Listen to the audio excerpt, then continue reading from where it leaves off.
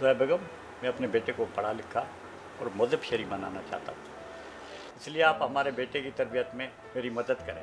आप तो ऐसे बात कर रहे हैं जैसे ये बेटा सिर्फ आपका है, मेरा नहीं। मैं कोई इसकी सौतेली में हूँ। आपसे ज्यादा मुझे फिक्र है इसकी।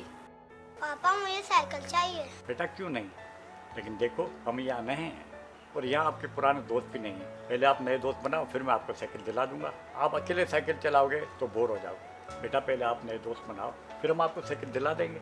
मामा मुझे साइकिल चाहिए और कल ही चाहिए। देखो हारिस बेटा, जिद नहीं करते।